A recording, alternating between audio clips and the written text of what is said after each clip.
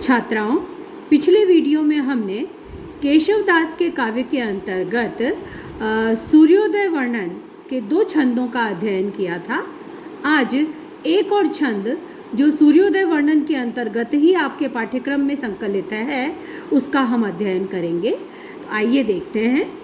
व्योम में मुनि देखिजे अति लाल श्रीमुख साजहि, सिंधु में बड़वाग्नि की जनु ज्वाल माल विराजहि, पद्म रागनि की किन्हों दिवि धूरी पूरित सी भई, सूर वाजिन की खुरी अति तीक्ष्णता तिन की हई।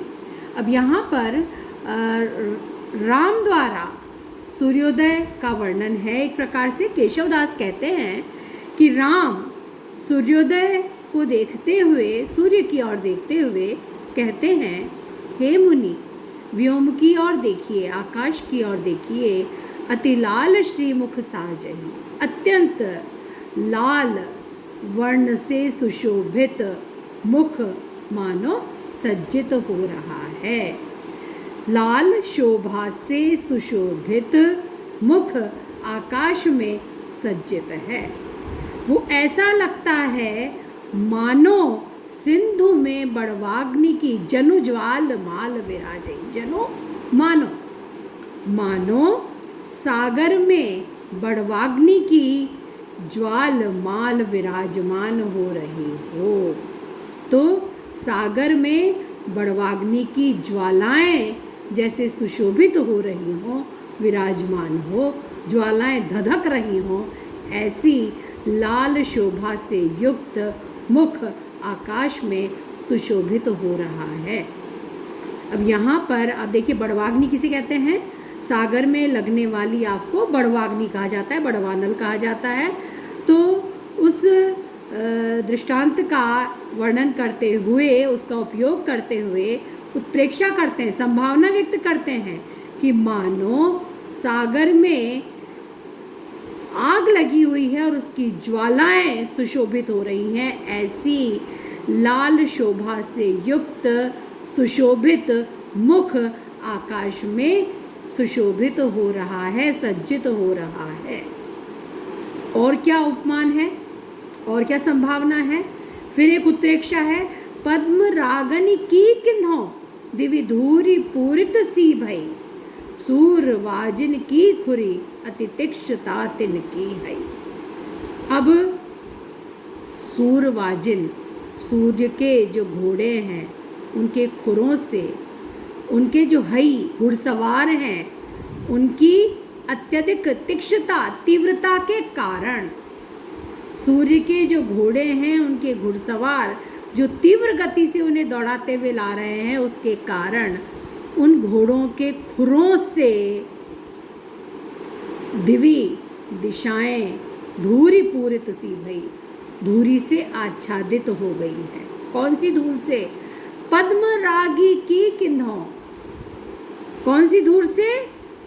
पद्मरागी, पद्मरागनी। पद्मरागनी, पद्मराग किसे कहते हैं? एक रत्न होता है, लाल या माणक जिसे कहा जाता है। माणक लाल रंग का रत्न है। तो माणक की धूली से आकाश मानो आच्छादित हो रहा है, क्योंकि जो सूर्य के घोड़े हैं, उनके घुड़सवार अत्यंत तीव्रता से इन्हें दौड़ा रहे हैं और उनके खुरों से जो पद्मराग मानो माणक की धूल ही पूरे आकाश में छा गई है, ऐसा प्रतीत होता है। तो प्रातःकालीन सूर्य जो एकदम लाल वर्ण का होता है, उस सूर्योदय के समय का वर्णन है और उस लालिमा का वर्णन यहाँ पर किया जा रहा है। राम यहाँ पर मुनि को संबोधित करते हुए कहते हैं कि आकाश में देखिए, उस लाल शोभा से सुशोभित मुख सज्जित है। वो ऐसा लगता है मानो सागर में बड़वाग्नि की ज्वालाएं धधक रही हो, या ज्वालाएं, ज्वाल माल यानी ज्वालाएं, ज्वालाओं की माला, मतलब एक ज्वाला नहीं, अनेक ज्वालाएं हैं, विराजमान हैं। और ऐसा लगता है मानो जो सूर्य के घोड़े हैं, उनके जो घुड़सवार हैं वो जिस तीव्रता से उन्हें आगे ला रहे हैं, तो उनके खुरों से उड़ने वाली पद्मरागनी जो लाल हैं या माणक है, उनकी धूल मानो पूरे आकाश में आच्छादित हो गई है, आकाश में छा गई है। तो ये सूर्योदय वर्णन के 3 छंद आपके पाठ्यक्रम में हैं, जिन्हें आज हमने पूरी तरह से कर लिया है। इनमें ख़ास तौर से जो ये षट्पद जो हमने पिछले वीडियो में किया था, लक्ष्मण द्वारा जो वर्णन है, वो व्याख्या की दृष्टि से अधिक महत्वपूर्ण है।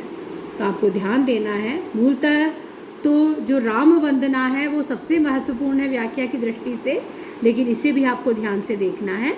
अगले वीडियो में हम पंचवटी वन वर्णन के जो छंद हैं आपके पाठ्यक्रम में, उनका अध्ययन करेंगे।